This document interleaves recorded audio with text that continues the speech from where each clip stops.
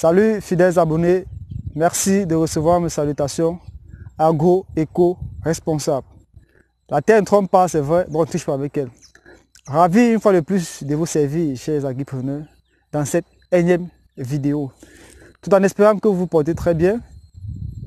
Quant à moi, je me porte à merveille comme une exploitation très bien suivie. Alors aujourd'hui, dans cette vidéo, nous allons parler de la culture de pastèque, bien évidemment, et surtout de la culture de contre-saison. Parce qu'en fait, beaucoup veulent produire en contre-saison parce que c'est plus rentable. Mais produire en contre-saison, il faut comprendre et savoir qu'il y a certains paramètres qu'il faut pouvoir prendre en compte. Dans cette vidéo ici, nous allons mettre en exergue la loi des 4S pour que vous puissiez comprendre en fait l'importance de cette loi. Que vous puissiez comprendre en fait que cette loi est indispensable pour une production qui puisse être rentable, stable et durable pour parvenir à une agriculture compétitive. Alors ici, nous sommes dans une exploitation, comme vous pouvez voir. Sur le cameraman peut un peu défiler avec l'appareil. Vous allez voir que là, on a la pastèque un peu de partout. Et on a une végétation qui s'étend sur tout le site. Mais sauf que la végétation n'est pas à l'image des fruits en fait sur le site. Parce qu'on devrait vraiment avoir des fruits un peu de partout. Mais là, on a très peu de fruits. Alors, pourquoi cela est arrivé ainsi? Qu'est-ce qui s'est passé? Sur le terrain, pour le diagnostic, nous avons fait état d'un certain nombre de manquements que nous avons décidé de partager avec vous dans cette vidéo afin que vous puissiez vous aussi apprendre de ces erreurs et améliorer votre production à l'avenir concernant la culture de pastèque. Alors, première des choses qui a été faite ici là comme erreur, c'est la mixité des variétés. Alors il faut comprendre ici qu'il est important de diversifier les variétés, mais en ce qui concerne telles cultures comme culture maraîchère, pastèque, tomates et autres, il ne faut pas mixer les variétés sur une même parcelle. Il faut faire sur des parcelles différentes.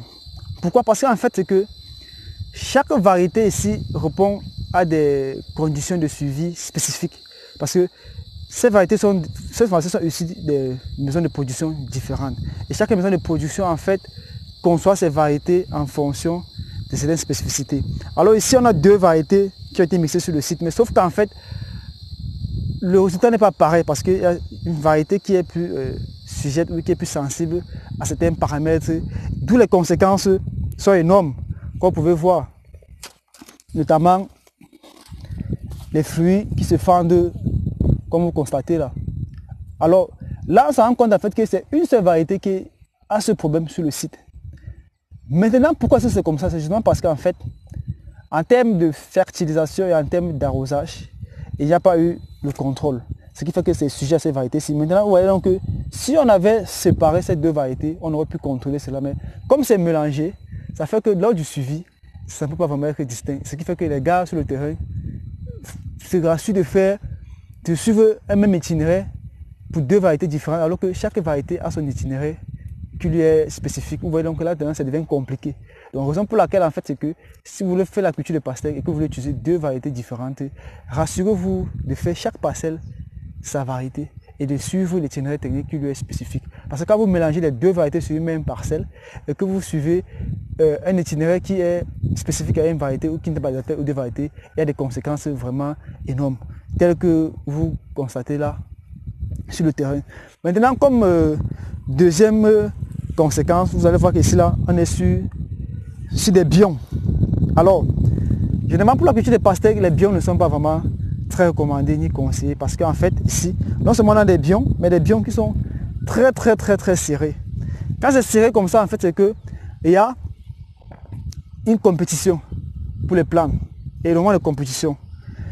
Cette compétition aussi, en termes d'eau et de nutriments, a un impact sur le rendement. Mais là n'est pas vraiment le véritable problème. Le problème au niveau du suivi et de l'entretien, lors de peut-être de l'arrosage. Vous allez voir que là, ici, par exemple, pour l'arrosage, on a le tuyau, comme vous voyez par exemple ici. Maintenant, ce tuyau, pour pouvoir se rassurer d'irriguer tout le site, comme on est sous forme de biome, on est obligé de tirer de se déplacer sur le site avec. Mais maintenant, sauf que quand on fait ces mouvements-là, en fait, le moment de la nouaison ou la formation des fleurs, ça fait tomber les fleurs. Et lorsque les fruits se mettent à former, pendant qu'on fait ces mouvements-là, ça fait que les fruits tombent. Les fruits sont perdus pendant cette opération-là. Donc, il est important de pouvoir adopter une pratique culturelle qui puisse permettre à ce que lors de l'arrosage, ou lors du suivi, ou lors de l'entretien, que ça puisse impacter sur les fleurs ou sur les fruits, parce que c'est ces fleurs et ces fruits que nous avons besoin pour plus tard les commercialiser. Mais lorsque ces fleurs parviennent à sortir, et que ces fruits parviennent à sortir, et que nous-mêmes, lors de l'entretien du suivi, on parvient encore à les, soit les piétiner, parce que c'est serré, soit les faire.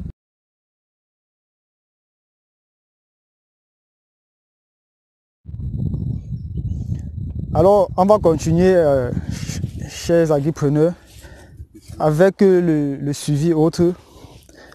Vous voyez, par exemple, comme je parle que c'est trop serré, on est en train de marcher. Mais là, en fait, on piétine et le feuillage et les lianes. Et ça impacte aussi sur la croissance et le développement de la plante. Parce qu'en fait, plus on marche comme ça, plus ça va fragiliser, et plus la transmission des nutriments et des réserves nutritives ne se font pas. Parce qu'en fait, c'est que par moment, à force de trop marcher comme ça, on va créer des ruptures entre les plants. Et là, par exemple, vous voyez ce phénomène, vous voyez toujours. Là, comme je dis tantôt, en fait, c'est que c'est un problème de fertilisation et d'irrigation qui n'est pas raisonné, qui n'est pas équilibré. Et lorsqu'on a ces cas comme ça, par exemple, il faut bien pouvoir faire la récolte sanitaire. Ça veut dire quoi? Passer dans le site, prélever des fruits comme ça et puis les mettre hors du site. Parce que lorsque c'est comme ça là, lorsqu'un insecte va venir là peut-être pour s'alimenter, il va laisser là des germes et autres, il va quitter d'un fruit malsain pour un fruit sain, il va déposer les mêmes germes et ça va permettre que ça va se propager sur le site. Donc, il est important après ce constat-ci de pouvoir faire la récolte sanitaire et puis limiter l'impact de la maladie comme ça.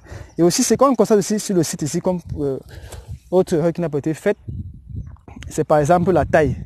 Là, par exemple, on a des buts qui ont été faites, mais vous vous rendez compte, par exemple, que tout juste à la sortie d'un poquet, on a un fruit. Mais quand vous essayez de suivre toute la liane, il n'y a plus de fruits. Pourquoi? Parce qu'en fait, c'est que la première fleur qui se forme généralement, techniquement, il faut pouvoir l'éliminer pour pouvoir permettre à ce que les autres fleurs puissent se former. Parce que lorsque la première fleur se forme et que c'est juste à l'entrée ou tout près du but, cette fleur, ce fruit-là va pouvoir prendre à elle seule tous les réserves nutritives qui vont pouvoir arriver. Par conséquent, tout est bloqué à son niveau. Ça fait qu'il n'y a plus d'autres fleurs et fruits qui vont se former à la longue. Ça fait qu'en termes de rentabilité, on n'a pas vraiment une grande quantité de fruits sur le site. Mais c'est vrai que pour y parvenir à cela, il faut pouvoir maîtriser, il faut pouvoir connaître, il faut pouvoir être expérimenté. Raison pour laquelle il faut bien pouvoir se faire accompagner par des personnes qui maîtrisent vraiment la chose et non pas des personnes qui soient en train de peut-être d'expérimenter ou de faire les choses à la tâton. Donc vous remarquez que là, en termes de la loi des 4S, ici vraiment on a un sol qui puisse être propice, mais sauf qu'en termes de choix et de diversité variétale, ça n'a pas été bien respecté. Ça fait qu'il y a le deuxième S pour la semence qui n'est pas au rendez-vous. Maintenant, le semis n'a pas aussi été très bien fait. Parce que quand il faut dire ici que ça a été vraiment très serré. Ce n'est pas en mettant 20 000 poquets que ça veut dire qu'on aura le rendement escompté. Non, il faut bien pouvoir faire les semis qui puissent permettre aux plantes de s'épanouir, que le rendement puisse être au rendez-vous. Et maintenant, en termes de suivi aussi, le dispositif technique de mise en place n'est vraiment pas au rendez-vous. Parce qu'en fait, c'est qu'en mettant les tuyaux, comme vous avez vu là, ça a permis qu'on a pu avoir moins de fleurs à l'arrivée. Donc, la loi des 4 chers agripreneurs est très importante et la loi des 4 B aussi. Parce que aussi en termes de fertilisation, on se rend compte en fait que ce n'est vraiment pas très respecté. Parce qu'une fertilisation passe par la loi des 4 B, le bon produit, la bonne dose, le bon moment et la bonne technique. Alors, chers agripreneurs, tout en espérant que vous avez pu, dans cette vidéo, appris des erreurs de ce promoteur, j'espère que vous, avant de vous lancer, vous allez vous rassurer que la loi des 4S et la loi des 4B puissent être au rendez-vous. Alors, si on doit se résumer pour que vous puissiez mieux comprendre ici, c'est que, on a un problème de semis qui n'est pas très bien respecté. De 2, l'irrigation qui n'est pas bien faite. De 3, la fertilisation aussi. Et en 4, la mixité, surtout cette mixité de variétés sur la même parcelle. Donc il est important de bien pouvoir faire des variétés sur des parcelles spécifiques, car chaque variété a son moyen de traitement et son itinéraire technique à lui, qu'il faudrait vraiment respecter. Alors, disons-nous, chers agripreneurs, à très bientôt pour une vidéo encore plus intéressante et plus alléchante. C'était comme ça pour vous, Chantina Agrofricain, depuis Mbappé. Ciao, bye bye.